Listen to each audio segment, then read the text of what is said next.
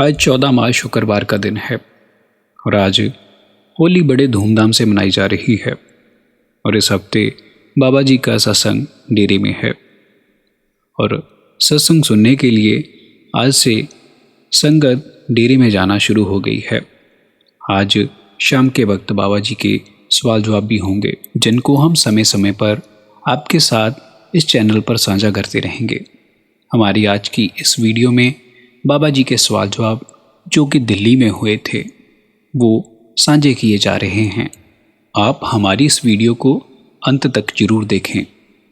हम आपसे एक छोटी सी विनती करते हैं कि आप हमारे चैनल को लाइक, शेयर और सब्सक्राइब जरूर करिए, जिससे हमारी वीडियो आप तक पहले पहुंच सके।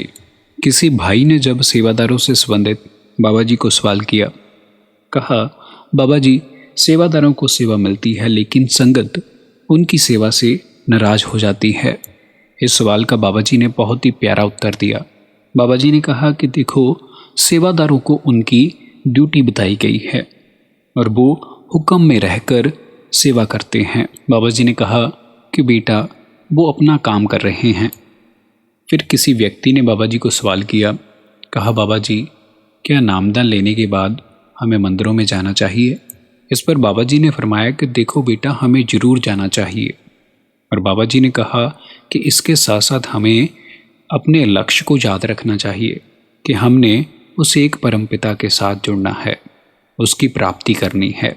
बाबा जी ने फरमाया कि हमें वहाँ के मकसद को समझना है और उनकी तालीम को अमल में लेकर आना है।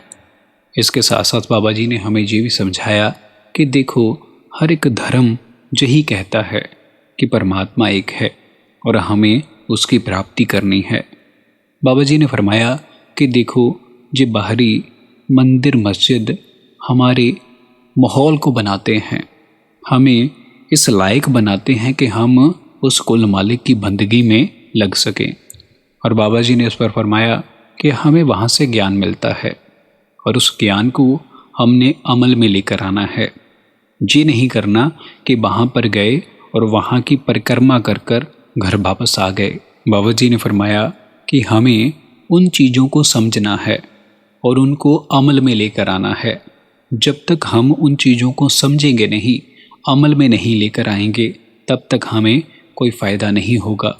फिर आगे किसी भाई ने बाबा जी को सवाल किया, कहा, बाबा जी, जब हम सब ने इस सब को छोड़कर चले जाना है, पर हमें इस चीज़ से डर क्यों लग रहा है? इस पर बाबा जी ने फरमाया कि देखो बेटा जी, हमारी अज्ञानता का डर है। हम अभी जिस अवस्था में हैं वो शारीरिक अवस्था है, जिसके कारण हम छोटी छोटी चीज़ों के साथ बंधे हुए हैं।